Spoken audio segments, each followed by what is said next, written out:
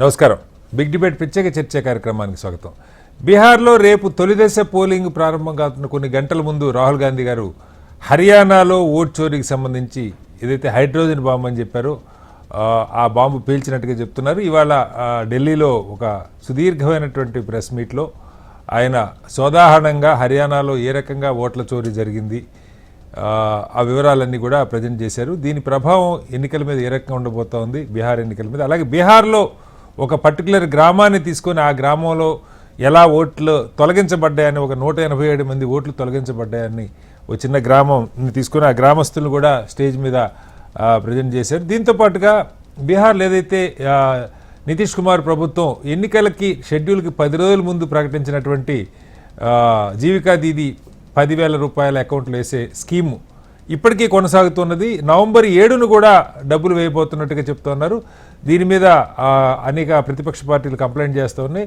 ఎన్నికల కోడ్ అమల్లోకి వచ్చాక ప్రత్యక్షంగా ఓటర్ల అకౌంట్లో డబ్బులు ఏ రకంగా వేస్తారన్న దాని మీద కూడా చాలా గందరగోళంగా చర్చ నడుస్తుంది. ఎన్ఎంసీల మీద వాళ్ళు బిగ్ డిబేట్ చర్చ చేపట్టాం. చర్చలో మనతో పాటు నుమాన్ గారు, కాంగ్రెస్ పార్టీ ఏఐసీసీ కోఆర్డినేటర్, ఇక్కడ మనతో స్టూడియోలో ఉన్నారు. అలాగే ఆంజనేయ రెడ్డి గారు, భారతీయ జనతా పార్టీ సీనియర్ నాయకులు, ఆంధ్రప్రదేశ్ నుంచి వారు మనతో లైవ్లో జాయిన్ అవుతున్నారు. అలాగే గఫూర్ గారు, సిపిఎం పార్టీ సీనియర్ నాయకులు మనతో ఉన్నారు. అలాగే బివి రావు గారు, ఎన్నికల నిఘా కమిటీ నాయకులు, తెలంగాణ, వారు కూడా మనతో జాయిన్ అవుతున్నారు.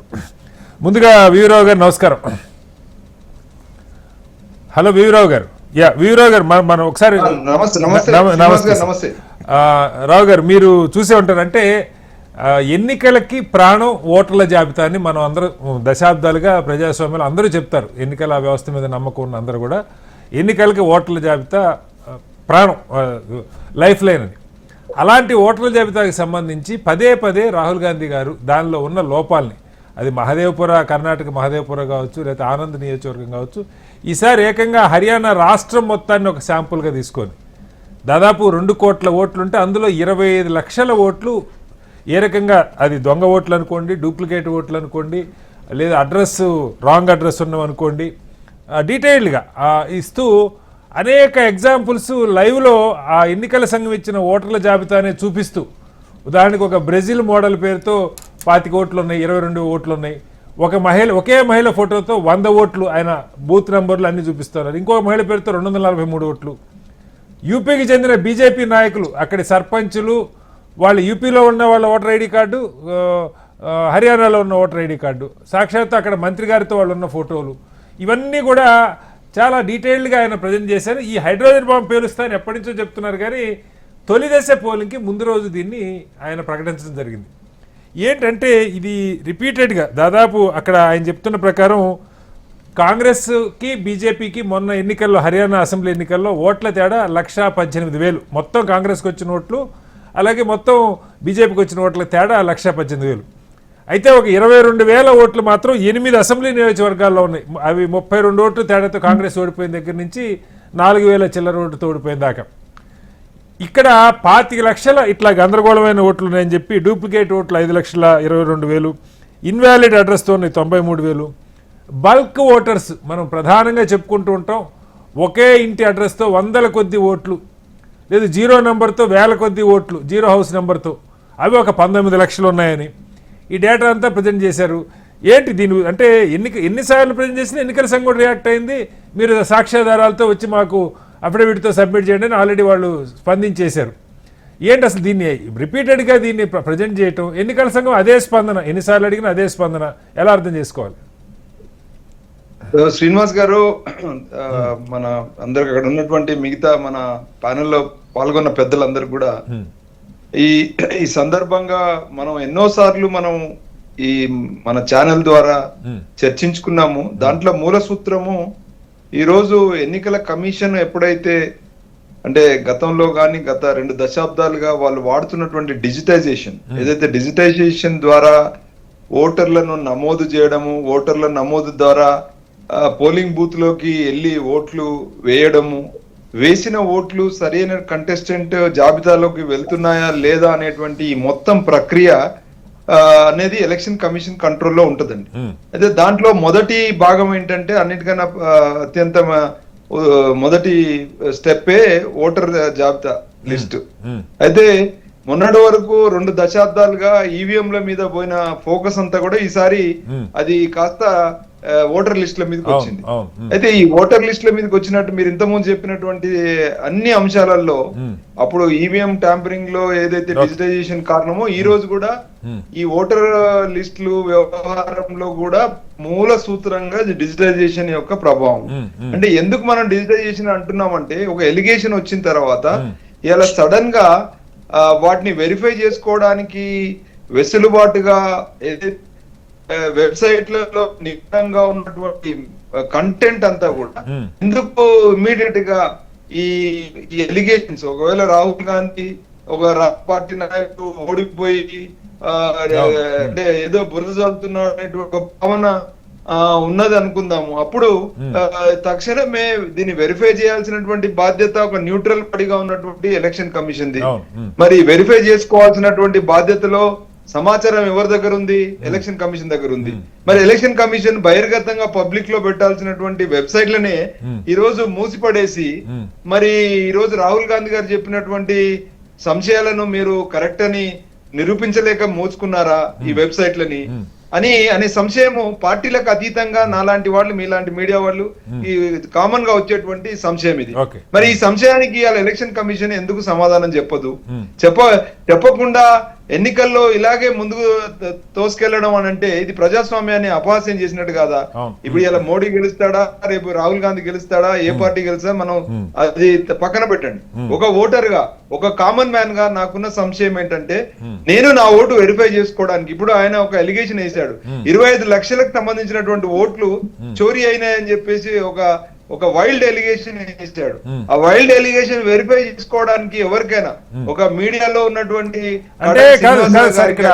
లేదా ఎన్నికల నిఘాలో ఉన్నటువంటి ఏ రకంగా వెరిఫై చేయడానికి అవకాశం ఉంది? వీవరావు గారు దీని మీద ఎన్నికల సంఘం చెప్తున్నది ఏంటంటే వాళ్ళు చాలా తేలికైనటువంటి ఒక ఆర్గ్యుమెంట్ తీసుకున్నారు.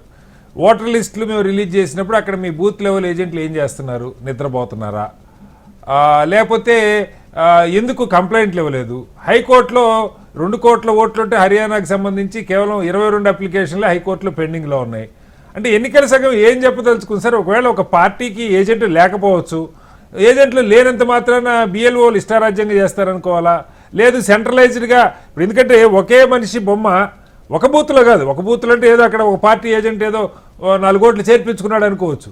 అనేక బూతుల్లో 2 బూతుల్లో 3 బూతుల్లో ఒక అసెంబ్లీ రాయ్ అనేటువంటి ఒక అసెంబ్లీ నియోజకవర్గం మొత్తంలో ఒకే మహిళ 500 ఫోటోలు కనపడతా ఉన్నాయి, 243 ఫోటోలు ఉన్నాయి, 100 ఫోటోలు ఉన్నాయి. శ్రీనివాస్ గారు హలో చెప్పండి రావు గారు. ఇక్కడ మీరు అడిగిన కొద్దిగా వాయిస్ కట్ అయింది. బట్ స్టిల్ నాకు అర్థమైంది ఏంటంటే ఇక్కడ ప్రధానంగా ఇక్కడ ఎలక్షన్ కమిషన్ ఒక రాజకీయ పార్టీ లాగా వ్యవహరించడం చాలా తప్పండి. ఇప్పుడు ఎలిగేషన్స్ అనేటివి ఎలక్షన్ కమిషన్ మీద ఉన్నట్టు అని మనం భావించాలి. ఇది బీజేపీ మీదనో లేకపోతే రాజకీయ పార్టీ కాంగ్రెస్ సంబంధించింది కాదు.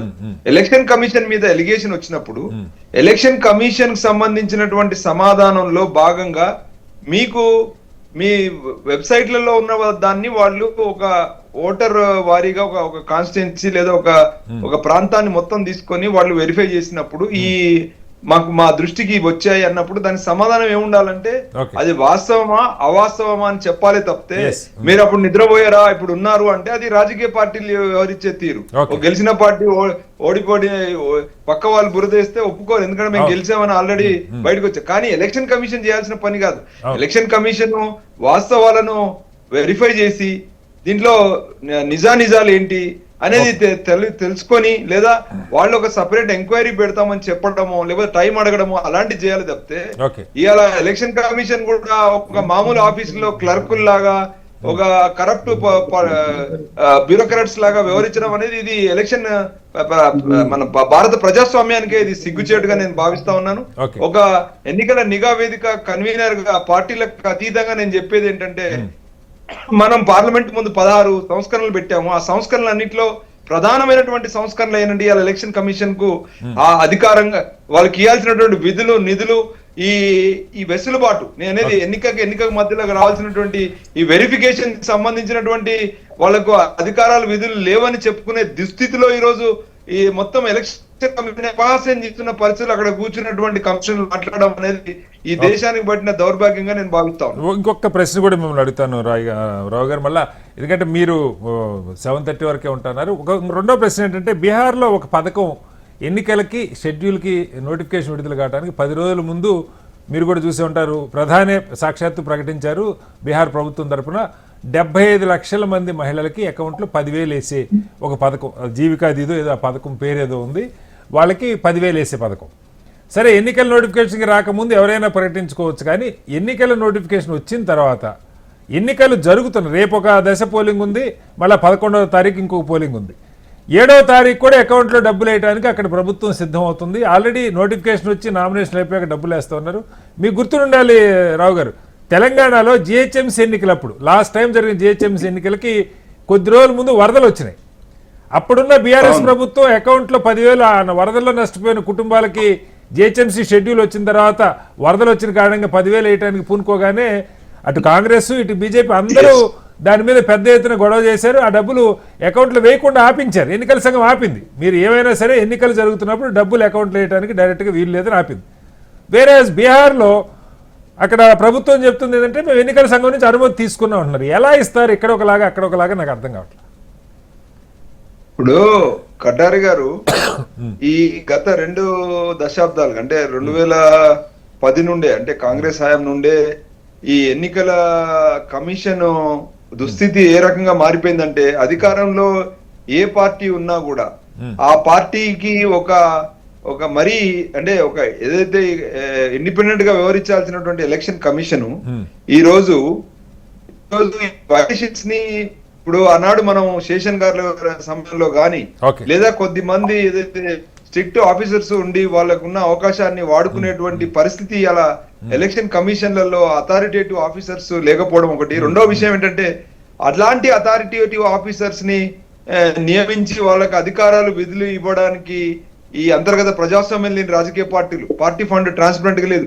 ప్రజల యొక్క ఓటర్ల యొక్క బలహీనతల మీదనే గెలవాలనేటువంటి ఒక దుస్సాహసంతో ఎన్నికలు గెలుస్తున్నటువంటి పార్టీలన్నిటికీ మొన్న వీళ్ళు 10,000 రూపాయలు ఎలక్షన్ కోడ్ ఆఫ్ కండక్ట్ వచ్చిన తర్వాత ఏదైతే రాజ్యాంగ మూలం చెప్తా ఉంది, ఒక ఓటరు తను ఎలాంటి అంటే ప్రభావానికి గురి కాకుండా యథేచ్ఛగా ఓటేసుకునేటువంటి పరిస్థితి ఎన్నికల సమయంలో కల్పించాల్సినటువంటి ఎలక్షన్ కమిషన్ ఇవాళ ఫెయిల్ అయిందంటే దానికి కారణం ఎలక్షన్ కమిషన్ ఒకటే కాదండి, మొత్తం రాజకీయ వ్యవస్థ, ఈ పార్టీలలో మొత్తం మన ప్రజాస్వామిక విలువలన్నీ పతనం అయిపోయి ఈ రోజు దీన్ని మనం ఇంకా ఎన్నికలుగా యాక్సెప్ట్ చేయడం అనేది మనందరం కూడా సిగ్గుపడాల్సినటువంటి ఈ తరుణంగా మనం భావిస్తా ఉన్నాం.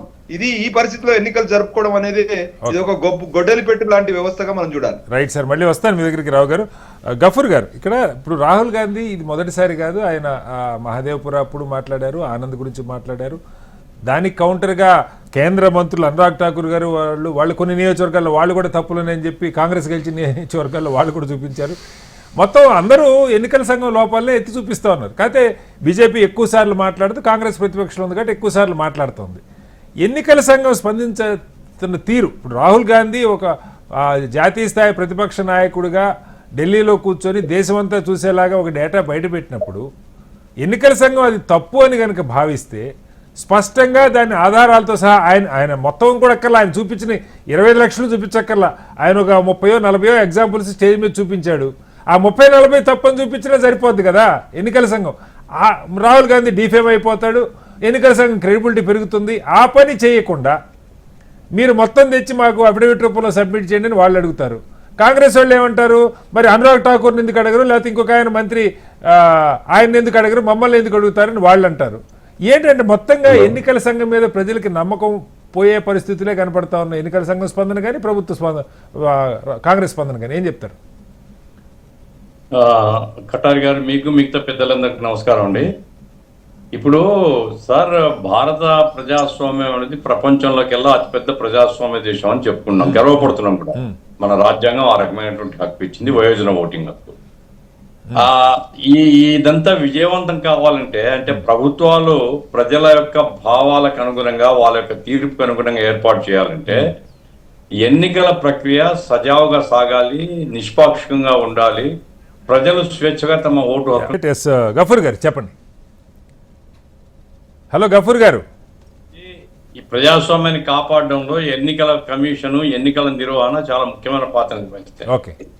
దురదృష్టం ఏంటంటే, ఎందుకంటే ఇప్పుడు రాజకీయంగా ఓ పార్టీని అనడం, మళ్ళా వాళ్ళు వెంటనే అనడం ఇట్లాంటి జరుగుతున్నాయి. కానీ కేంద్ర ప్రభుత్వము ఈ విషయంలో నిష్పాక్షికంగా ఎన్నికలు జరపాలన్నట్టు సీరియస్ గా లేదు. ఓకే. ఎందుకంటే ఇప్పుడు చీఫ్ ఎలక్షన్ కమిషన్ యొక్క నియామకం దగ్గరనే కేంద్ర ప్రభుత్వం ఏకపక్షంగా వ్యవహరించింది. ఓకే.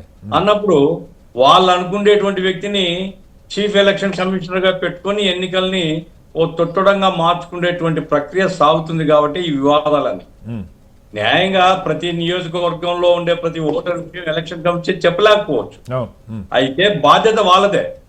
వాళ్ళు ఆయా జిల్లా ఎన్నికల అధికారులతో మాట్లాడి, రాష్ట్ర ఎన్నికల అధికారి, జిల్లా అధికారులందరూ వాళ్ళ చేతుల్లో ఉంటారండి. జిల్లా అధికారులు ఎన్నికల విషయంలో they are control by the election. Gafoor గారు, హలో గఫూర్ గారు. గఫూర్ గారు వాయిస్ ఫ్రీజ్ అయింది. మళ్ళీ వస్తాను గఫూర్ గారు మీ దగ్గరికి. నుమాన్ గారు, ఇక్కడ రెండు అంశాలు. పక్షమైనట్లు వాళ్ళకు పక్షమైనట్లుగా మాట్లాడడం, లెక్క చేయకపోవడము. ప్రతిపక్షాలు ఇప్పుడు 10,000 రూపాయలు పంచుతున్నారు, తప్పు కదండి. అది నైతికత ఏ గవర్నమెంట్ అయినా, అది జేడీయూ బీజేపీ గవర్నమెంట్ కైనా, లేదా ఒకవేళ తేజస్వి యాదవ్ గవర్నమెంట్ ఉండింటే వాళ్ళకైనా, ఎవరికైనా ఓసారి ఎన్నికల కమిషన్ నోటిఫికేషన్ ఇచ్చిన తర్వాత we have to obey the rule కదా. మామూలుగా అది కాదు గఫూర్ గారు, నాకు బాగా గుర్తు, ఎన్నికలు అనగానే అసలు డబ్బు పంచడం సంగతి పక్క పెట్టండి, కనీసం విగ్రహాలు ఉన్న, ఇప్పుడు కాంగ్రెస్ పార్టీకి సంబంధించిన విగ్రహాలు ఇందిరాగాంధీవో లేకపోతే ఇంకెవరైనా ఉంటే కూడా ఆ విగ్రహాలు కూడా ముసుగులేసేస్తారు. రాజశేఖర రెడ్డి గారి విగ్రహాలు ముసుగులేస్తారు, ఎన్టీఆర్ విగ్రహాలకు ముసుగులేస్తారు. కనీసం నాయకుల ముఖాలు కూడా కనపడకూడదు, ఓటర్లకు అన్నంత పకడ్బందీగా చర్యలు ఉంటాయి. ఇవన్నీ కూడా ఏంటంటే మొదటి నుంచి మనం సాంప్రదాయకంగా మనం అనుసరిస్తున్నటువంటి పద్ధతులండి. మొదటి నుంచి ఈ పద్ధతులు అనుసరిస్తూ ఉన్నాం. కాబట్టి ఎన్నికలు అంటేనే నిష్పాక్షంగా ఉంటాయి, ఎన్నికల అధికారులు నిష్పాక్షంగా ఉంటారు అని ఆశిస్తాం. కానీ అట్లా కాకుండా వాళ్ళ ఒక పార్టీ అయితే ఇక ప్రజాస్వామ్యం ఏం బతుకుతుందండి ఈ దేశంలో. కాబట్టి బీహార్ ఎన్నికల విషయంలో నియోజకవర్గాల్లో ఓట్ల ఇస్తారు. నాకెందుకంటే ఇప్పుడు చాలా మొన్న మోడీ గారు, అమిత్ షా గారు చెప్తున్నారు, ఈ చొరబాటుదారులందరూ బీహార్ ను ఆక్రమించుకున్నారు, ఈ చొరబాటుదారులందరికీ తేజస్వి యాదవ్ మద్దతుగా ఉన్నాడు, లేదా రాహుల్ గాంధీ మద్దతుగా ఉన్నారు. ఎవరు చొరబాటుదారులు? చొరబాటుదారులు వాళ్ళు చొరబడుతుంటే మీరేం చేస్తున్నారు? గవర్నమెంట్ లేదా? ఎన్డీఏ చేతిలో గవర్నమెంట్ అక్కడ పెట్టుకొని, కేంద్రంలో పెట్టుకొని ఇంకెవరో చొరబాటుదారులను ప్రోత్సహిస్తున్నారంటే మీరేమి చేస్తున్నారని ప్రశ్న రాదా? అంటే ఎమోషనల్ ఇష్యూస్ ఈ రకంగా రెచ్చగొట్టేటువంటి కార్యక్రమం, వాళ్ళ యొక్క వైఫల్యాన్ని వాళ్ళు అంగీకరించి, ఇప్పుడు చొరబాటుదారులు లేకుండా చేస్తే ఎవరికేం బాధండి, ఎవరికేం అభ్యంతరం? ఆ పని చేయకుండా ఇప్పుడు ఎన్నికల సందర్భంగా ఇవన్నీ రెచ్చగొట్టేటువంటి పద్ధతిలో మాట్లాడడాన్ని బట్టే వాళ్ళ దగ్గర సారం లేదు. నేను మిమ్మల్ని అడుగుతుంది అంటే, మీరు చాలా సీనియర్ పొలిటీషియన్, ఎన్నికల సంఘం మీద ఈ స్థాయిలో రాహుల్ గాంధీ విరుచుకుపడుతుంటే, ఎందుకంటే ఆయన పేరెత్తి, సరే ప్రధాని హోమ్ మినిస్టర్ అంటే వాళ్ళు రాజకీయ నాయకులు అనుకోవచ్చు, కేంద్ర ఎన్నికల అధికారి సిఈసిని పేరెత్తి ఈయన పార్ట్నర్షిప్ ఉన్నాడు వాళ్ళతో అని చెప్పి ఇంత సీరియస్ ఎలిగేషన్స్ చేస్తున్నప్పుడు, రాహుల్ గాంధీ లేవనెత్తిన అంశాలు తప్పైతే ఎందుకు ఎన్నికల సంఘం ఈవెన్ డిఫమేషన్ కేసు వేయకూడదు, ఎన్నికల సంఘం యొక్క ప్రతిష్టని దిగజారుస్తున్నారనో, లేదు ఉద్దేశపూర్వకంగా జ్ఞానేష్ కుమార్ గారి మీద కక్ష కట్టాడనో, అసలు ఆ చర్చ ఎక్కడా లేదు సార్. నిమ్మకి నీరెత్తినట్టు ఊరుకున్నారు, ఒక స్టేట్మెంట్ ఇచ్చి ఊరుకున్నారు. ఇప్పుడు ఆయన చీఫ్ ఎలక్షన్ కమిషనర్ ఏమంటున్నాడు? క్షమాపణ చెప్పమని ముందు అంటున్నాడు, అఫిడవిట్ ఇవ్వమని లేకుంటే అంటున్నాడు. అఫిడవిట్ ఇచ్చి క్షమాపణ చెప్పకపోతే నేను మాట్లాడను అంటాడు. నేను మాట్లాడకపోయినా నేను అనుకున్న పని చేస్తున్నాను కదా అనేది అతని ధోరణి ఉంటుంటుంది. అది తప్పండి. ఎందుకంటే ఒక ఇక్కడ అఫ్రాలు ఒక ఎలక్షన్ కమిషన్ మీద ఆరోపణ లేకుంటే ఇంకో పార్టీ మీద ఆరోపణ కాదు. ఈ దేశంలో ప్రజాస్వామ్యాన్ని బతికించుకుంటేనే దేశంలో నిలబడగలుగుతాం మనం. ఈ రోజు ఒక గవర్నమెంట్ ఇన్స్టిట్యూషన్ ఎలక్షన్ కమిషన్ ఒక ఇన్స్టిట్యూషన్ మీద ఇంత స్థాయిలో తీవ్రమైన ఆరోపణలు వచ్చినప్పుడు దానికి స్పందించకుండా, దాని మీద సుప్రీంకోర్టు పోయి చూడండి మమ్మల్ని ఈ రకంగా నిరాధారంగా అంటున్నారు అని కంప్లైంట్ చేయకుండా, అది ఏమీ లేకుండా మిన్నకుండడం అంటే ఏం చేసుకుంటారో అరుచుకుంటే అరుచుకోండి, నేను చేస్తాను, చాలా తప్పు సార్, చాలా తప్పు. రైట్ సార్, మళ్ళీ వస్తాను మీ దగ్గరికి. నుమాన్ గారు, రిపీటెడ్గా అంటే ప్రతిపక్ష పార్టీగా మీ మీద కూడా బాధ్యత ఉంటుంది. ఎన్నికల సంఘం మీరున్నా వాళ్ళున్నా ఎవరున్నా ఎన్నికల సంఘం అనేది ఒకటి ఉంటుంది, ఎన్నికలు జరపాలి. ఇదంతా ఒక ఆర్గనైజ్డ్గా సెంట్రలైజ్డ్గా జరుగుతుందని రాహుల్ గాంధీ గారు పదే పదే ఎస్టాబ్లిష్ చేసే ప్రయత్నం చేస్తున్నారు. ఆయన దగ్గర ఎవిడెన్స్ ఉండొచ్చు, ఎవిడెన్స్ పెడుతుండొచ్చు. కానీ ఎన్నికల సంఘం దాన్ని సరి చేసుకుంటామని చెప్పట్లేదు, లేదు ఈయన చెప్పింది తప్పు అని నిరూపించే ప్రయత్నం చేయట్లేదు. ఎందుకంటే వాళ్ళది ఒక కాన్స్టిట్యూషనల్ బాడీ, వాళ్ళకి ఒక కాన్స్టిట్యూషనల్ ప్రొటెక్షన్ ఉంది. నిజంగానే గఫూర్ గారు అంటూ మీరు ఎంత అరుచుకున్నా వాళ్ళు చేయాలనుకుంది వాళ్ళు చేయగలిగే స్థాయిలో ఉన్నారు. ఎందుకంటే బీహార్లో ఎస్ఐఆర్ అయిపోయిన తర్వాత ఇప్పుడు ఎలక్షన్ జరుగుతున్న చోట కూడా ఒక పోలింగ్ బూత్కి సంబంధించి ఒక విలేజ్ సంబంధించిన వాళ్ళు రాహుల్ గాంధీ వాళ్ళ స్టేజ్ మీద ప్రవేశపెట్టాడు. దాని పేరు ధరంపూర్ అనే విలేజ్, ఇస్మాన్ నగర్ బ్లాక్, జుమాన్ డిస్ట్రిక్ట్. ఈ జిల్లాకు సంబంధించిన విలేజ్, ధరంపూర్ విలేజ్ సంబంధించిన ఒక్క విలేజ్ లో 187 ఓట్లు పోయినాయి. ఆ ఓట్ల స్టేజ్ మీదకి వచ్చి చెప్తా ఉన్నారు ఆ ఓట్లు తీసేశారని. ఎస్ఐఆర్ జరిగింది అక్కడ. ఎన్నికల సంఘం క్వశ్చన్ చేస్తుంది, ఓట్లు పోతున్నాయి అంటే మరి మీరు ఎస్ఐఆర్కి సపోర్ట్ చేయండి అంటారు. ఎస్ఐఆర్ జరిగాక కూడా ఓట్లు పోయినాయి, ఎస్ఐఆర్ ఉన్నప్పుడు కూడా జరగకముందు కూడా ఓట్లు పోతా ఉన్నాయి. ఎలా అర్థం చేసుకోవాలి? Very good evening to you, as well as all the panel members, fellow panel members, and all the viewers and audience. So essentially, sir, we are talking about vote chori. We're talking about elections. See, Indian Constitution law, Article 324 prakaram, we have a very clear and categorical rules. దాంట్లో ఏముందండి, article 324లో Indian కాన్స్టిట్యూషన్లో క్లియర్గా ఉంది, election commission of India has to supervise, direct and control the elections. అంటే they have to monitor not just on the voting day, ఆ preparation of the voter లిస్ట్తో పాటు ఆ ప్రక్రియ మొత్తము they have to closely monitor. మొత్తం భారతదేశంలో మనకి టిఎన్ శేషన్ గారు ఏదైతే ప్రెసిడెంట్ సెట్ చేశారో దాని తర్వాత ఎవరు కూడా ఆ రకంగా పనిచేయలేదు. కాబట్టి ఈరోజు మనం ఈ దుస్థితికి తీసుకొచ్చినాము. నేను అనేది ఒకటి, వీరు ప్రతి ఒక్కసారి మ్యానిపులేషన్ చేస్తూ వీళ్ళు అధికారంలో రావడానికి, దొడ్డిదారిన అధికారంలో రావడానికి వీళ్ళు ప్రయత్నం చేస్తూ వచ్చారు. ఈవీఎంస్ మీద మేము పడ్డాము, ఈవీఎంస్ మీద ఏదో రకంగా చిప్ పెట్టో బ్లూటూత్తో మరో రకంగా వీరు మ్యానిపులేట్ చేస్తున్నారని చెప్పేసి మేము అనుకునే వాళ్ళం.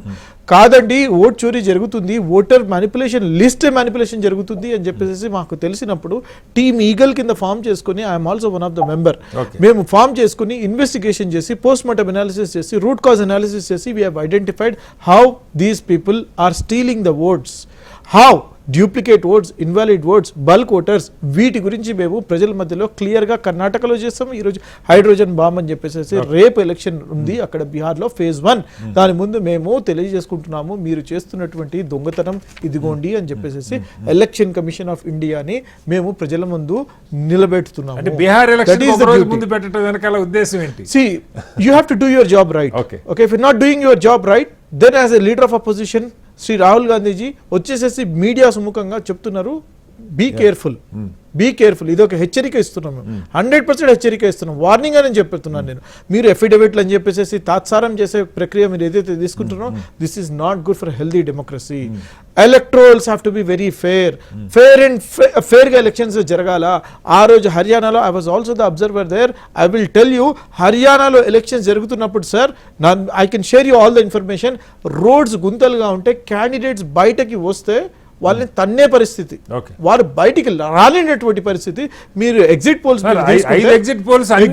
తీసుకుంటే క్లియర్ మ్యాండేట్ ఉంది.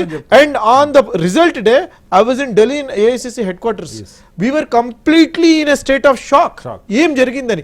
ఆ రోజు ఒక్క రోజు ముందు మీరు తీసుకుంటే నయాబ్ సింగ్ సేని అని చెప్పేసి ఆపద్ధర్మ ముఖ్యమంత్రి, వారి ఆనాటి ముఖ్యమంత్రి, ఈ రోజు మళ్ళా ముఖ్యమంత్రిగా ఉన్నారు. వారు ఏమంటారండి, హమారే పాస్ వ్యవస్థాయే హై, పూరా అన్ని వ్యవస్థలు నా చేతిలో, హమారే పాస్ వ్యవస్థాయే హై అని చెప్పేసి సిగ్గు లేకుండా నిస్సిగ్గుగా నిర్లజ్జగా నవ్వుతూ చెప్తున్నాడు సార్. ఎక్కడ తలకాయ పెట్టుకోవాలో వీళ్ళకి అర్థమవుతుందా సార్? మేము 22,000 ఓట్లతోనే 8 చోట్ల మేము ఓడిపోయాం సార్. దిస్ ఇస్ సర్కార్ చోరీ, నాట్ జస్ట్ ఓట్ చోరీ, దిస్ ఇస్ సర్కార్ చోరీ. ఒక్కవేళ మేము హర్యానా గెలుచుంటే, హర్యానా పక్కన ఉన్నటువంటి ఢిల్లీ మీద దాని ఎఫెక్ట్ ఉండేది, ఢిల్లీ మీద మాకు రిజల్ట్స్ వచ్చేవి, దాని తర్వాత మహారాష్ట్రలో మాకు రిజల్ట్స్ వచ్చేవి. కావాలని చెప్పేసి వీరు టార్గెట్ చేసి మరి మమ్మల్ని ఎలక్షన్ తర్వాత ఎలక్షన్ ఓడగొట్టే ప్రక్రియ తీసుకొస్తున్నారు. రాహుల్ గాంధీ గారి ఇమేజ్ ని మెలైన్ చేద్దామని చెప్పేసి రాహుల్ గాంధీ గారిని ఒక బూచిగా చూపేసేసి ఆయన ఫెయిల్ అయ్యారు అని చెప్పేసి చూపించే ఎన్నికల సంఘం ఇంకొక ప్రశ్న కూడా అడుగుతా ఉంది. ఎన్నికల సంఘం మిమ్మల్ని అడుగుతున్న ప్రశ్న ఏంటంటే, మీ బూత్ లెవెల్ ఏజెంట్లు ఏం చేస్తున్నారు అని ఒక ప్రశ్న అడుగుతా ఉన్నారు. దానికి సమాధానం ఏం చెప్తారు? వెరీ కేటగారికల్ ఆన్సర్ నేను చెప్తాను సార్. సిన్స్ ఎప్పటి నుంచి మేము అడుగుతున్నాం సార్, ఒక అపోజిషన్ పార్టీగా ఉండి డిజిటల్ ఓటర్ లిస్ట్ ఇవ్వమని చెప్పేసి ఎప్పటి నుంచి అడుగుతున్నాం సార్, ఓకే అడుగుతున్నాం కదా sir. We are living in 2025, we are living in the world of artificial intelligence, digital టెక్నాలజీలో మనం ఉన్నాం సార్. ఎంతసేపు పడుతుంది సార్ డిజిటల్ ఓటర్ లిస్ట్ ఇవ్వడానికి? మీరు అడిగిన డేటా ఇవ్వకపోగా ఫామ్ 6 ఫామ్ 7 అప్లికేషన్స్ కూడా తీశారు, ఆ డేటా చూడటానికి లేకుండా చేశారని రాహుల్ గాంధీ చెప్పారు. yes that is true right, that is true right కాదా? డిజిటల్ ఓటర్ లిస్ట్ ఇస్తే ఇప్పుడు మేము ఈ చేసిన ఎక్సర్సైజ్, హైడ్రోజన్ బాంబ్ ఎక్సర్సైజ్ నేను మీకు చెప్తున్నాను, ఆ డేటా ఏదైతే మీరు తీస్తే రాహుల్ గాంధీ గారి ఫోటోతో పాటు పెట్టారు ఆ Voter list పేపర్ అన్ని లిస్ట్, ఇమాజిన్ ఒక complete team and intellectual teams and dedicated team, data analytics team దాని మీద వర్క్ చేస్తే sir it took 6 months for us. Okay BLS కి ఎంత టైం ఉంటుంది sir? Voter list preliminary list వచ్చిన తర్వాత బిఎల్ఎస్ కి ఎంత టైం ఉంటుందో మీరు చెప్పండి sir. This is really possible? Okay. ఇది కాదా సార్? ఇది అన్ఫేర్ ఎలక్షన్స్ జరుగుతున్నాయి భారతదేశంలో. ఈ దోపిడీ ఇష్టం వచ్చినట్టు వీరు రాజ్యంలో కూర్చునే ప్రయత్నం చేస్తున్నారు. I'm telling you one thing sir, I been to Bihar, ground లో అక్కడ తిరిగి నేను వచ్చి చెప్తున్నాను, మహాగఠబంధన్ అక్కడ ప్రభుత్వం ఏర్పడబోతున్నది. అక్కడ ఏర్పడిన తర్వాత 100% మీరు చూస్తారు 2026 లో కేంద్ర ప్రభుత్వం కూలబోతున్నది, కూలబోతున్నది. That is going to happen. I'm not saying it about astrology.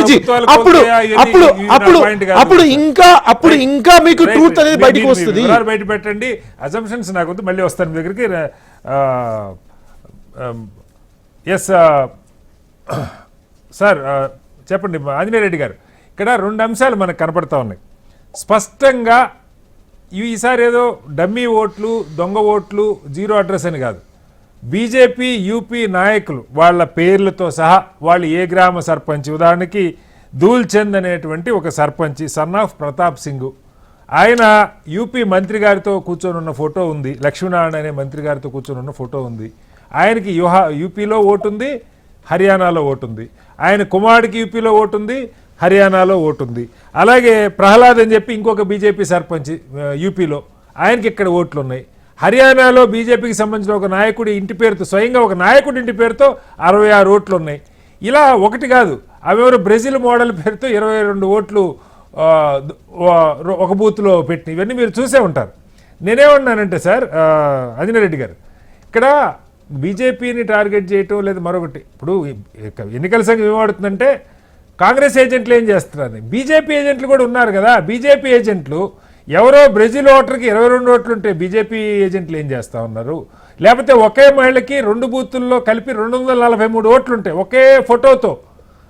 మరి బీజేపీ ఏజెంట్లైనా పట్టించుకోవాలి కదా, మీరెందుకు నిశ్శబ్దంగా ఉన్నారు? మీ వాయిస్ బాగా బ్రేక్ అవుతుందండి. యా వినపడిందా సార్? నెట్ ప్రాబ్లం ఉంది అక్కడ. ఓకే ఓకే బాగా బ్రేక్ అవుతుంది. మీరు సిపిఆర్ ఒకసారి మీరు చెక్ చేసుకోండి సార్. తప్పకుండా చెప్పండి సార్.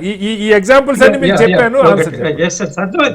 అర్థమైంది మీ వాదన నాకు అర్థమైంది. ఓకే కటార్ గారు, మీకు గుర్తుందా తెలంగాణ ఎన్నికల సందర్భంగా అంతకు ముందు మను సింఘి వచ్చి, ఆయన కాంగ్రెస్ నాయకుడు వచ్చి ప్రెస్ కాన్ఫరెన్స్ మాట్లాడి, ఇక్కడ చాలా ఓట్లు ఉన్నారు, దొంగ ఓట్లు ఉన్నాయి, లేదా ఇతర ప్రాంతాలకు వెళ్ళిపోయిన ఓట్లు ఉన్నాయి, దాని మీద ఓట్లు తొలగించాలంటే ఆ ఎలక్షన్ కమిషన్ ఎన్ని ఓట్లు తొలగించింది మీకు గుర్తుందా శ్రీనివాస్ గారు? చెప్పండి, నాకు గుర్తులేదు.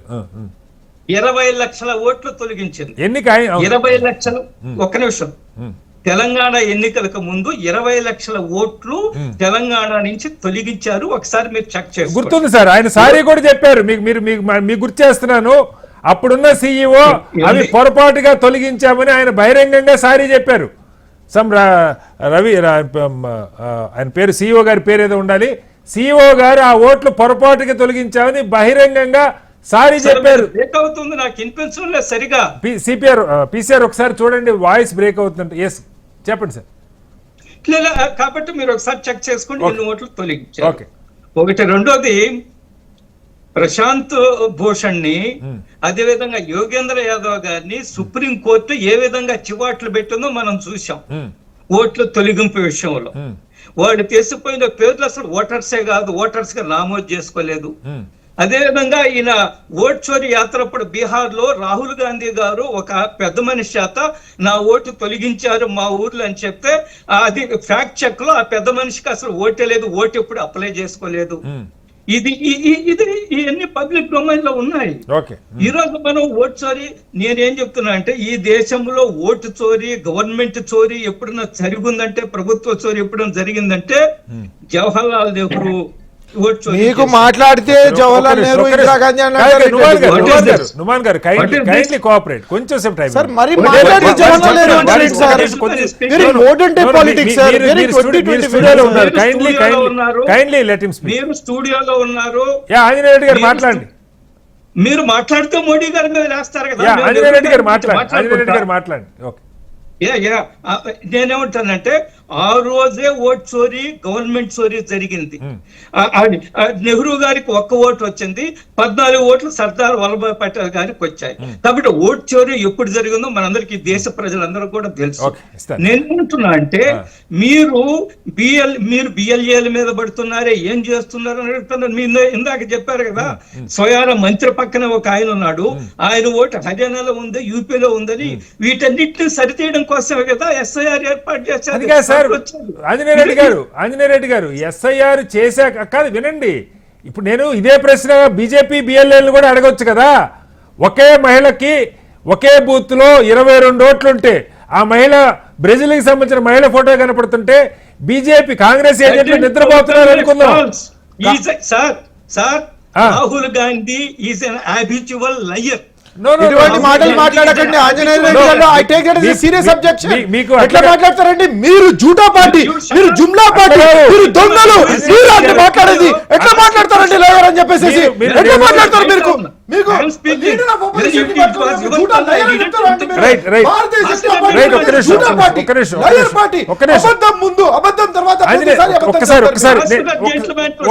ఒక్కసారి ఆంజనేయ రెడ్డి గారు ఈ మన అన్పార్లమెంటరీ వద్ద ఆంజనేయ రెడ్డి గారు స్ట్రైట్ గా మీకే ఒక క్వశ్చన్. ఇవాళ రాహుల్ గాంధీ ఈసీ కోర్టుకు వెళ్తా లేదా పక్కకు పెడదాం. ఆంజనేయ రెడ్డి గారు స్వయంగా రాహుల్ గాంధీ గారు బీజేపీ యూపీ మంత్రి లక్ష్మీనారాయణ గారు అనుచరుడైన దాల్చంద్ అలాగే ప్రహ్లాద్ ఇద్దరు సర్పంచులు దొంగ ఓట్లు హర్యానాలో చేర్చుకున్నారని వాళ్ళ పేర్లు ఓటర్ ఐడి కార్డులు కూడా చూపించారు. ఇది అబద్ధం అయితే, రాహుల్ గాంధీ హ్యాబిచువల్ లయర్ అయితే బీజేపీ నాయకులు ఎందుకు కోర్టుకు వెళ్ళకూడదు? దీని మీద పరువు నష్టం కింద ఈ రోజే కదా ఒక్క నిమిషం వెళ్తారా? ఆయన కర్ణాటకలో ఏదో ఒక పెద్ద డ్రామా నడిపాడు. ఒక ఇంట్లో 183 ఓట్లు ఉన్నాయని ఆ ఇంటికి వెళ్ళారు, చెక్ చేశారు. ఆ ఇంట్లో ఎందుకున్నాయో చెప్పారా ఇంటి ఓనరు? మా ఇంట్లో అనేక మంది బయట నుంచి వస్తుంటారు, ఇక్కడ ఉంటుంటారు, నేను రెంట్లకి ఇచ్చున్నాను, ఒక ఇంటి నంబర్ తోటి రెంట్లకి ఇచ్చాను, అందులో ఇతర రాష్ట్రాల నుంచి వస్తారు, వెళ్ళిపోతుంటారు, వాళ్ళ పేర్లన్నీ చెప్పారు. దానికే మిమ్మల్ని అడుగుతున్నా. అక్కడ బీజేపీ బిఎల్ఏలు ఉంటారు కదా, వాళ్ళు ఎందుకు తీయమని అడిగరా ఓట్లు? వాళ్ళు ఎందుకు అబ్జెక్షన్ రైజ్ చేయరు? ఏ ఓట్లండి? ఎవడో వచ్చారు సార్, వాడు ఓటు ఎవరు రాయిస్తాడు? బీహార్ వాడు వస్తే వాడు ఓటు ఇక్కడ రాయించుకోడు. ఎవరో వేసిన ఓట్లు కాదు సార్, ఇది ఒక ఇంటి నంబర్ తోటి 183 ఓట్లు ఉన్నాయంటే దానికి కారణం ఆ ఇంటి ఓనర్ చాలా డీటెయిల్ గా ఎక్స్ప్లెయిన్ చేశారు. నేను అదే అడుగుతున్నాను సార్, నేను మీకు దానికి అడుగుతున్నాను. ఆంజనేయ రెడ్డి గారు దానికే మిమ్మల్ని అడుగుతున్నా. ఇవాళ కర్ణాటక మహదేవ్పురానే కాదు, ఇక్కడ కూడా ఒకే ఇంటి పేరుతో 500 ఓట్లు ఉన్నాయి ఒక డోర్ నంబర్ పేరుతో. అసలు ఇంటి నంబర్ లేదు, 0 అని ఉన్న ఓటర్ ఎక్కడండి? ఇప్పుడు రాయ్ అనేటువంటి అసెంబ్లీ నియోజకవర్గం హర్యానాలో. యూపీలో రాహుల్ గాంధీ ఇదే ఆరోపణ చేస్తే యూపీలో ఒక మఠంలో అన్ని పేర్లు ఉంటాయి, ఇక్కడికి వచ్చిన వాళ్ళందరూ కూడా ఇక్కడ మఠంలో ఉంటారు, మమ్మల్ని తండ్రిగా పేరు రాస్తారు. ఇది అనేక సంవత్సరాలుగా వచ్చే ఆనవాయితీ. ఇది ఈ రోజు బీజేపీ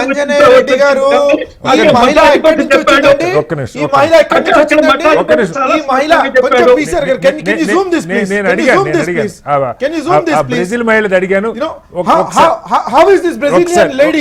ఇండియాలో వచ్చి ఓటేసిందండి. రోహింగ్యాలు ఉన్నారు, బంగ్లాదేశీలు ఉన్నారు, పాకిస్తానీలు ఉన్నారు అని చెప్పేసి టార్గెట్ చేస్తారు. ఎక్కడి నుంచి వచ్చింది? 22 ఓట్లు వేసింది, ఎక్కడి నుంచి వేసిందో సమాధానం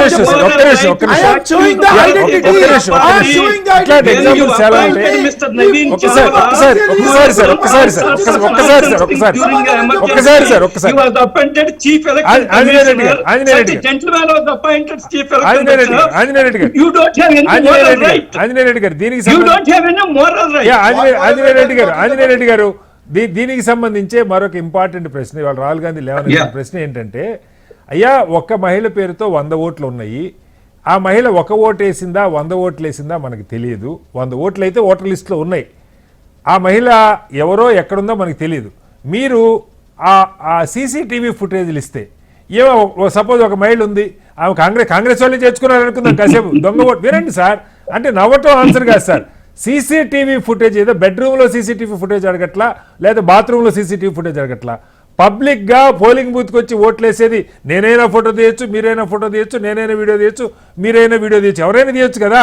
పోలింగ్ బూత్ దగ్గర ఎవరైనా వీడియో తీసుకోవచ్చు. అది ఎన్నికల సంఘం అధికారికంగా తీస్తుంది. ఆ ఫుటేజ్ అదే అదే అడుగుతున్నాను ఆంజనేయ రెడ్డి గారు. నిబంధనలు అనుమతించవు. అంటే ఎలక్షన్ కమిషన్ నిబంధనలు ఎవరెవరు ఎక్కడ ఓటేస్తారు, ఏ బూత్ లో ఓట్లు వేస్తారు, ఎక్కడ ఎవరికి వేస్తారు, ఎలక్షన్ ఎవరికి వేస్తారో అడగట్లేదు సార్, మిమ్మల్ని అడుగుతున్నా. ఆంజనేయ రెడ్డి గారు మీకు కూడా తెలుసు. ఆంజనేయ రెడ్డి గారు ప్లీజ్, ఆంజనేయ రెడ్డి గారు బూత్ లోపల అక్కడ ఎవరికి వేశారో ఇవ్వమంటలేదు సార్. క్యూ లైన్ లో ఉన్నది ఈ సీసీ ఫుటేజ్. బూత్ లో ఎవడి ఈవీఎంలు ఎవరు గుర్తు మీద నొక్కుతున్నారు రికార్డు చేయరు ఆంజనేయ రెడ్డి గారు. క్యూలో ఉన్నవి అవన్నీ కూడా ఆఫ్టర్ 6 months ఎరేజ్ చేసేస్తారు. 6 నెలల వరకు. ఒక్క నిమిషం అండి, మీకు ఎలక్షన్ పిటిషన్ వేసుకునే అవకాశం ఉంటుంది కాబట్టి ఆ స్టిపులేటెడ్ టైం వరకు అవి ఉంచుతారు. ఎలక్షన్ పిటిషన్ వేస్తే అవసరం వస్తే కోర్టులు పిలుస్తాయి మీ సీసీటీవీ ఫుటేజ్ లో ఇవ్వమని. కానీ ఒక్కసారి వన్స్ క్రాస్డ్ దట్ లిమిటెడ్, ఆ లిమిట్ ఆ టైం అయిపోయిన తర్వాత అన్ని అరేంజ్ చేస్తారు. కోట్లాది ఫోటోలు, కోట్లాది ఇది వెంటనే స్టార్ట్ చేసుకుని ఎలక్షన్ కమిషన్. ఒక బూత్ లో ఎంతమంది ఉంటారు సార్? ఒక్క నిమిషం సార్ ప్లీజ్. ఒక బూత్ లో ఎంతమంది ఉంటారు సార్? దాదాపు 1100 మంది ఉంటారు. ఒకటే బూత్ లో 223 పీపుల్ ఉన్నారు సార్. ఒకే లేడీ ఫోటో, ఒక్కటే లేడీ ఫోటో సార్. 223 ఎట్లుంటారు ఇక్కడ? చూడండి sir. Sir PCR may I request you to please Zoom this in please. ఇక్కడ చూపిస్తున్నామండి. రాహుల్ గాంధీ గారి బయట పెట్టండి సార్. ఎట్లా మాట్లాడతారండి? రెడ్డి గారు బీజేపీ పార్టీకి పోయే కాలం వచ్చింది. బీజేపీ పార్టీకి పోయే కాలం వచ్చింది. దేశాన్ని భ్రష్టు పట్టించారు సార్. మాక్ ఆఫ్ డెమోక్రసీ జరుగుతుంది ఇక్కడ. మాక్ ఆఫ్ డెమోక్రసీ జరుగుతుంది. సివిల్ వార్ వైపు తీసుకుపోతున్నారు. వద్దండి మనకి వద్దు. ఒకసారి గఫూర్ గారు ఇక్కడ ఒకటి నేను ఇంకా పూర్తి చేయలేదు. కంప్లీట్ చేయండి ఆంజనేయ రెడ్డి గారు. నేనేమంటున్నా అంటే గఫూర్ గారు ఈజ్ అ జెంట్మెన్, వారంటే నాకు చాలా గౌరవం ఉంది. కానీ గఫూర్ గారు ఓటు చోరీల గురించి మాట్లాడితే నాకు నవ్వు వస్తుంది. 30 సంవత్సరాలు వారి యొక్క వామపక్ష పార్టీలు వెస్ట్ బెంగాల్లో సైంటిఫిక్ రిగ్గింగ్ చేశాయి. ఇది నేనన్నది కాదు, మమతా బెనర్జీ గారు ఆరోపించారు, కాంగ్రెస్ ఆరోపించారు సైంటిఫిక్ రిగ్గింగ్ అని. ఇప్పుడు అదే పార్టీలు అన్ని గఠబంధంలో ఉన్నారు. నేను గతంలో వాళ్ళు చేయలేదా చేశారా నేను చెప్పట్లేదు ఆంజనేయ రెడ్డి గారు. ఇప్పుడు జరుగుతున్న దానికి వాళ్ళు చేస్తుండొచ్చు, కాంగ్రెస్ హయాంలో జరిగి ఉండొచ్చు. ఒకప్పుడు బూత్ క్యాప్చరింగ్లు ఉండే, రిగ్గింగ్లు ఉండే, బలం ఉన్నోడితే బర్రె అన్నట్టుగా ఉండేది. ఇప్పుడైనా మారుతుందా లేదన్నది కదా మన చర్చ. అది లేకపోతే రైట్. గఫూర్ గారు గఫూర్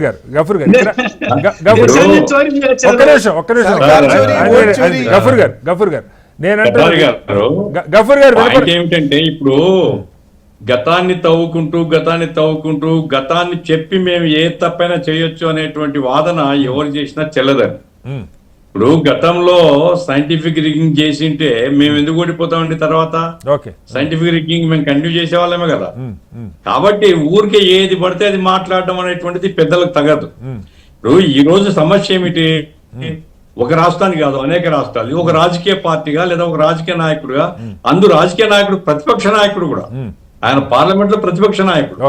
ఒక ప్రతిపక్ష నాయకుడు ఒక ఆరోపణ చేసినప్పుడు ప్రభుత్వం సమాధానం చెప్పాలా? ప్రభుత్వం కాదు, ఎలక్షన్ కమిషన్ సమాధానం చెప్పుకోవాలా? అట్లా కాకుండా ఒక నిమిషం ఆంజనేయ రెడ్డి గారు ఏం చెప్పకపోతే ఎట్లుంటా అండి ఎలక్షన్ కమిషన్?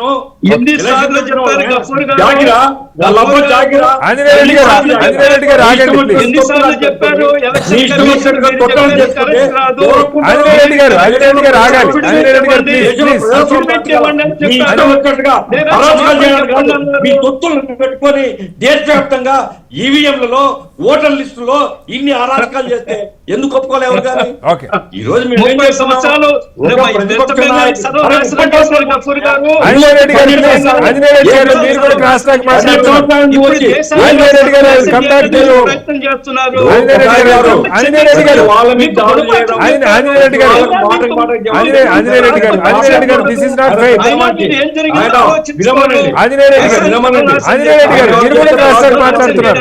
ఆంజనేయ రెడ్డి గారు ప్లీజ్. ఆంజనేయ రెడ్డి గారు మాట్లాడుతున్నా, Yeah, okay. ఆయన వినమనండి. చెప్పండి తర్వాత గఫూర్ గారు చెప్పండి. ఈ రోజు నేనేం చెప్తున్నా అంటే, ఒక ప్రతిపక్ష నాయకుడు కొన్ని ఆరోపణలు చేసినప్పుడు బీహార్ ఎలక్షన్స్ లోగా ఏం చేయలేకపోవచ్చు, నాకేం అభ్యంతరం లేదు. కానీ ఈ ఎలక్షన్ కమిషన్ వాళ్ళ నైతిక బాధ్యత, చట్టపరమైన బాధ్యత, నైతిక బాధ్యత కాదు చట్టపరమైన బాధ్యత. ఆ రకంగా జరగకపోతే ఈ దేశంలో ఎన్నికలు ఇక ఉండవండి. Okay. ఈ దేశంలో ప్రజాస్వామ్యం బతకదు. అందుకోసమే కేంద్ర ప్రభుత్వం కూడా సీరియస్ గా ఎలక్షన్ కమిషన్ తో మాట్లాడి ఏ ఆరోపణలు ఉన్నాయో వాటి మీద ఎంక్వైరీ చేసి సమాధానం ఇవ్వమని. ఆ రకంగా అట్లాగే ఓటర్ లిస్ట్ వాళ్ళని తయారు చేయరు, ఓటర్ లిస్ట్ కిందనే తయారవుతాయి. కాబట్టి దానికి సంబంధించినటువంటి ఇప్పుడు ఆరోపణ ఏమిటండి, సెలెక్టెడ్ గా ఓటర్ లిస్ట్ తొలగిస్తున్నారు. నిజమాబద్ధం నాకు తెలియదు, ఎందుకంటే ఆంధ్రాలో పరిస్థితి లేదు. బీహార్ లో సెలెక్టెడ్ తొలగిస్తానని చెప్తున్నారు. అవునా కాదా సమానం చెప్పాల్సిన బాధ్యత ఉంది కదా ఎలక్షన్ కమిషన్ కు. ఎలక్షన్ కమిషన్ ఒక పార్టీ కాదు, ఎలక్షన్ కమిషన్ పెద్ద బాధ్యత, ఒక పెద్ద ప్రజాస్వామ్య దేశాన్ని, ప్రజాస్వామ్యాన్ని కాపాడాలి. ఆ రీత్యా ఏంటంటే రాహుల్ గాంధీ మాట్లాడిన ప్రధాని నేనే బలపరచడం లేదు. ఆయన కొన్ని ఆరోపణలు చేస్తున్నాడు, కొన్ని నియోజకవర్గాల సంబంధించి చెప్తున్నాడు, ఓటర్ లిస్టు ఎవరు చెప్పాలా. కాబట్టి ఎలక్షన్ కమిషన్ యొక్క ఫంక్షనింగ్ అది మారాలి. అప్పుడే నిష్పాక్షిక ఎన్నికలు ఈ దేశంలో జరుగుతాయి అనేటువంటిది నేను భావిస్తున్నానండి. కేంద్ర ప్రభుత్వం కూడా నైతిక బాధ్యత ఉంది, ఎందుకంటే తమ పరిపాలన చేస్తున్నారు కాబట్టి ఎలక్షన్ కమిషన్ తో అవసరమైతే ఆ రిప్లైలు ఇచ్చేటట్టుగా వాళ్ళు కూడా ప్రయత్నం చేస్తే మంచిది. లేకపోతే ఈ ఆరోపణలు అయితే సమాధానం ఏమని చెప్పొచ్చు, ఆరోపణలు అయితే అట్లా కాదు. గఫూర్ గారు నా పాయింట్ ఏంటంటే, ఆరోపణలు అంటే వేగ ఆరోపణలు అంటే వేరు. బీజేపీ వాళ్ళు దొంగ ఓట్లు చేర్చుకున్నారు, లేదు ఎన్నికల సంఘం దొంగ ఓట్లు, ఇవి నేను స్పెసిఫిక్ గా మనుషుల ఫోటోలు, బూత్ నంబర్లు, వాళ్ళ పేర్లు పెట్టి చూపిస్తుంటే ఇది వేగ ఆరోపణలు కూడా కాదు కదా. ఇప్పుడు యూపీ కాదు సార్ గఫూర్ గారు, సాక్షాత్తు యూపీ మంత్రి లక్ష్మీనారాయణ గారు, ఆయన అనుచరులు ఇద్దరు దూల్చందు అలాగే ప్రహ్లాదు వాళ్ళ ఫోటోలు చూపించారు, యూపీలో ఐడి కార్డు చూపించారు, హర్యానాలో ఐడి కార్డు చూపించారు. తప్పైతే వాళ్ళైనా నీకు బుద్ధి ఉందా లేదా, అబద్ధాలు చెప్తున్నావు, ఎక్కడుంది చూపి, మాకు ఓటు లేదనో లేదు ఈయన తిట్టంగా కోర్టుకు వెళ్ళి డిఫమేషన్ కేసు వేయచ్చు కదా. కటారి గారు చిన్న ఉదాహరణ అండి. ఇప్పుడు సెంట్రల్ మినిస్టర్ ఎవరో మామూలు వ్యక్తి కాదు, సెంట్రల్ జేడీ యొక్క సెంట్రల్ మినిస్టర్, ఆయన పబ్లిక్ గా మాట్లాడిన ఆడియోలో వచ్చింది, పేదవాళ్లను ఓటింగ్ బూత్లకు రానియొద్దు బీహార్ ఎలక్షన్స్ లో. ఇంకా అంతకంటే మినిస్టర్ ఎవరో ఒక రాజకీయ నాయకుడు కింది స్థాయిలో ఎవడో అన్నాడు కాదు, ఓ సెంట్రల్ మినిస్టర్ వాళ్ళు వస్తే ఓట్లు మారిపోతాయి, వాళ్ళు వస్తే వేరే వాళ్ళకి వేస్తారు, రానియొద్దు అని చెప్పింది ఆడియో క్లిప్ వచ్చింది కదా. కాబట్టి ఎన్నికల కమిషన్ ఇప్పుడు నేను బీజేపీ మీద ఆరోపణ చేయడం లేదు, గెలవాలని వాళ్ళు ప్రయత్నం చేస్తారు, జేడీ ప్రయత్నం చేస్తారు. ఎలక్షన్ కమిషన్ నిష్పాక్షంగా ఉండి ఎవరు ఆరోపణ చేసినా వెంటనే ఎంక్వైరీ జరిపించి దాని మీద సమాధానం చెప్పాల్సిన బాధ్యత ఉంది, యాక్షన్ తీసుకోవాల్సిన బాధ్యత ఉంది అని నేను చెప్తాను. ఒకసారి మీ దగ్గరికి వచ్చే ముందు ఒక చిన్న ఆంజనేయ రెడ్డి గారు, నేను మిమ్మల్ని ఒకటే ప్రశ్న సూటిగా, ఇప్పుడు మహదేవ్పుర అప్పుడు రాహుల్ గాంధీ ఆరోపణలు చేశారు, దానికి కౌంటర్గా రాహుల్ గాంధీ పోటీ చేసిన నియోజకవర్గాల్లో అదేంటి రాయ్బరేలీనో లేదంటే మన కేరళలో ఆయన చేసిన వయనాడులోనో వాటికి సంబంధించి ఏకంగా కేంద్ర మంత్రి అనురాగ్ ఠాకూర్ గారు కూడా కొన్ని ఆరోపణలు చాలా స్పష్టంగా 6 పార్లమెంట్ నియోజకవర్గాలకు సంబంధించి ఆయన కూడా ఆరోపణలు చేశారు. ఎన్నికల సంఘం ఏమంటుందంటే, ఇప్పుడు ఆరోపణలో 100 ఆరోపణలు ఉంటే ఒకటి ఏదైనా వాళ్ళ దగ్గరికి తప్పు, అది అనురాగ్ ఠాకూర్కైనా అవ్వచ్చు, రాహుల్ గాంధీకైనా అవ్వచ్చు, తప్పు వచ్చి ఉండొచ్చు, వాళ్ళకి వచ్చిన సమాచారం వెరిఫై చేసుకోవడానికి ప్రయత్నిస్తారు ఎవరైనా చెప్పే ముందు పబ్లిక్ డొమైన్లో మీ ప్రెస్ మీట్ పెట్టి చెప్పేటప్పుడు. అఫిడవిట్ అడగకుండా మీ దగ్గర ఉన్న సమాచారం మొత్తం మాకు ఇవ్వండి, మేము వెరిఫై చేస్తాం, ఎందుకు ఎన్నికల సంఘం అందు ఎందుకు అఫిడవిట్ అడుగుతుంది? యా చెప్పండి. చెప్పండి. శ్రీనివాస్ గారు కరెక్ట్ మీరు చెప్పింది. శ్రీనివాస్ గారు మీకు గుర్తుందా, 300 మంది పార్లమెంట్ సభ్యులు పెద్ద ఊరేగింపుగా చీఫ్ ఎలక్షన్ కమిషన్ దగ్గర ఊరేగింపుకి వెళ్ళి నిరసన తెలియజేసి అప్పుడు ఈ చీఫ్ ఎలక్షన్ కమిషన్ ఏం చెప్పిందంటే, మీరు 11 మందో 10 మందో రండి, కూర్చోండి, మీ దగ్గర ఉండే సమాచారం అంతా మాకు ఇవ్వండి, మేము వెరిఫై చేస్తాము, ఇస్తామంటే వెళ్ళారా వాళ్ళు? అఫిడవిట్ అడుగుతున్నారు, అది కాదు సమస్య. కాదు అఫిడవిట్, నేను అఫిడవిట్ ఎందుకు అడుగుతున్నాను సార్. ఇప్పుడు ఎన్నికల సంఘం ఓటర్ లిస్ట్ కి అఫిడవిట్ ఇస్తుందా? చెప్తున్నాను చెప్పండి చెప్పండి. ఎన్నికల కమిషన్, ఒక నిమిషం సార్, ఎన్నికల కమిషన్ ఇప్పటి వరకు రాహుల్ గాంధీ అబద్ధాలు చెప్తున్నారు, నిజం కాదు, మీకు నిజమని నమ్మకం ఉంటే మా దగ్గరకు వచ్చి అఫిడవిట్ ఇచ్చి స్క్రూటినీకి నిలబడండి, మీ దగ్గర ఉండే సమాచారం మాకు ఇవ్వండి, ఎక్కడో యూదుల్లో పెట్టి ఏదో డిజిటల్ ఇది పెట్టి పెద్ద తెరలు పెట్టి ఏమేమో మాట్లాడుతూ అబద్ధాలు చెప్తుంటే కరెక్ట్ కాదు. యు కమ్ టు అస్, మా దగ్గరికి రండి, అఫిడవిట్ ఇవ్వండి, మీ సమాచారం మా దగ్గరికి ఇవ్వండి. 300 మంది ఎంపీలు వచ్చారు, 11 మందో ఎంతమంది, 300 మందిని అనుమతిస్తారండి ఎక్కడన్నా? 11 మంది రండి, కూర్చోండి, సమాచారం ఇవ్వండి, మేము సమాధానం చెప్తామని చాలా మళ్ళీ మిమ్మల్ని అడుగుతున్నాను సార్. ఇప్పుడు 300 మందిని ఇప్పుడు ఎన్నికల సంఘం ఓటర్ లిస్ట్ ప్రింట్ వేస్తుంది, ఓటర్ లిస్ట్ ప్రింట్ వేస్తే ఆ ఓటర్ లిస్ట్ 100% కరెక్ట్ అని చెప్పి ఎన్నికల సంఘం అఫిడవిట్ ఇస్తుందా? సమాధానం చెప్పండి. అదే ఎన్నికల సంఘము ఒక రాజ్యాంగబద్ధమైన సంస్థ అండి. వాళ్ళు ఇచ్చారంటే పబ్లిక్ డొమైన్ లో ఉంటుంది, ఓటర్ లిస్ట్ పబ్లిక్ డొమైన్ లో వెరిఫై చేసుకోవచ్చు. ఒక్క అపీల్ లేదు బీహార్ లో 65 లక్షల ఓటర్లు ఎందుకు ఎవరు తొలగించారు? చాలా స్టేజ్ మీదకి తీసుకొచ్చి స్టేజ్ మీద తీసుకొచ్చి ఎలక్షన్ కమిషన్ చెప్పింది 10 లక్షల మంది ఓటర్స్ చనిపోయారు, వాళ్ళు తొలగించాము. 15 లక్షల మంది వాళ్ళు వేరే ప్రాంతాల్లో ఉన్నారు, తొలగించాము. 10 లక్షలు ఆంజనేయ రెడ్డి గారు బ్రతుకున్న వారు దయ్యాలా అని అడుగుతున్నా నేను. వారి ఆత్మని తీసుకొచ్చి చూపిస్తున్నామా? వాళ్ళ స్పిరిట్ ని మనిషి ఉన్న బ్రతుకున్న ఫిజికల్ గా తీసుకొచ్చి చూపించినా సరే మీరు ఇంకా నమ్మడం లేదంటే ఇంకా ఈ మూర్ఖత్వం అనాలో, ఇగ్నోరెన్స్ అనాలో, మరి ఏం చెప్పాలో అర్థం కావట్లేదండి. నేను ఇంత దుర్మార్గంగా మాట్లాడుతున్నారు, ఇంత నిస్సిగ్గుగా మాట్లాడుతున్నారు మీరు. Please have some patience. ఒక వ్యక్తిని బ్రతికున్న వ్యక్తిని ఓటర్ పోయిందని చెప్పేసి చూపించినా సరే ఒకసారి ఓకే నుమాన్ గారికి నేను ఒక ప్రశ్న అడుగుతాను. ఇప్పుడు మీరు ఓటర్లకు సంబంధించి బయట చూపిస్తా ఉన్నారు స్టేజ్ మీద. ఇవాళ బీహార్ ఎస్ఐఆర్ జరిగిన తర్వాత నేను ఇందాక చెప్పాను, ధరంపూర్ అనే ఒక నియోజకవర్గంలోనే ఒక గ్రామంలోనే 187 ఓట్లు పోయినని చెప్పి ఆ గ్రామస్తులను తీసుకొచ్చి స్టేజ్ మీద పెట్టారు. దీన్నే ఎన్నికల సంఘం అఫిడవిట్ అడుగుతుంది. సరే అఫిడవిట్ లో ఇవ్వడానికి మీకు అభ్యంతరం ఉంది, అనురాగ్ ఠాకూర్కి అభ్యంతరం ఉంది, దానిలోకి వెళ్ళట్లా అదే చెప్తున్నాను సార్. దేశంలో అందరూ సుప్రీంకోర్టుకి వెళ్ళే పరిస్థితి ఉంటుందా సార్? ఏదో ఒక్కొక్క ఓటర్ వెళ్ళాలి. పార్టీ వెళ్తే నడవదు సార్, పార్టీ వెళ్తే నడవదు. నా ఓటు తీసేసారి ఓటర్ వెళ్ళాలి. రైట్, ఓకే, వస్తాను సార్, మళ్ళీ వస్తాను. ఆంజనేయ రెడ్డి గారు మళ్ళీ వస్తాను. ఇక రెండవ అంశం కీలకంగా మీరు అక్కడ అలిగేషన్ చేస్తా ఉన్నారు, కొత్త పథకం పెట్టారు, రేపు నవంబర్ 7 కూడా అకౌంట్లో డబ్బులు అయిపోతా ఉన్నారు. ఆల్రెడీ కొంతమందికి వేసారు, ఎలక్షన్ ప్రాసెస్ స్టార్ట్ అయ్యాక నామినేషన్ వేసారు. దీని విషయంలో అయినా రాజకీయం కాకపోతే ఏ పార్టీ అని వాళ్ళు రాజకీయం కోసం వేస్తుండొచ్చు, లేదా మీ హామీలు రాజకీయం కోసం అయితే అవుతుండొచ్చు. ఇస్తాను, మీకు కూడా ఇస్తాను. సో దీని మీద ఎందుకు కోర్టుకి వెళ్ళకూడదు కనీసం? అంటే మీరా లేదా స్వచ్ఛంద సంస్థలు ఎలాగ వెళ్తాయి, మీరెందుకు దీన్ని సీరియస్గా కోర్టు దృష్టికి తీసుకెళ్ళారు? ఈరోజు ఏజెన్సీస్ అన్ని వాళ్ళ చేతిలో పెట్టుకున్నారు sir. So all the agencies they have in their control. Okay, so అక్కడికి 100% అక్కడ already we have filed petition. Okay, అది హియరింగ్ వచ్చేలోపు ఇక్కడ డేట్ పాస్ అయిపోతుంది. So what I'm trying to say is కి our focus is on fundamental rights. Okay, voting is a fundamental right. అటువంటి right ని కూడా మీరు హరిస్తూ ఇష్టం వచ్చినట్టు మీరు దేశాన్ని మేము ఎలక్షన్స్ కండక్ట్ చేస్తామంటే చూస్తూ ఊరుకోవడానికి ఎవరు లేరు sir. Free and fair election జరగాల అని చెప్పేసి ఈ రోజు లీడర్ ఆఫ్ అపోజిషన్ గలమెత్తి తీసుకొస్తున్నటువంటి విషయము.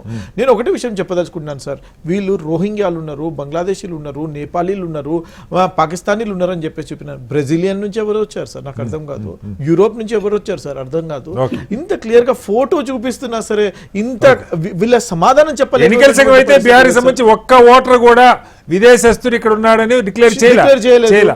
మరి I don't know why. మరి how did you delete 68 lakh voters? that You we tell don't me. know. ఇక్కడ తెలంగాణలో 4వ తారీఖు నుంచి స్టార్ట్ అయిపోయింది already. Okay. Special intensive revision. We are all busy in our lives. 1 month time ఇచ్చారు.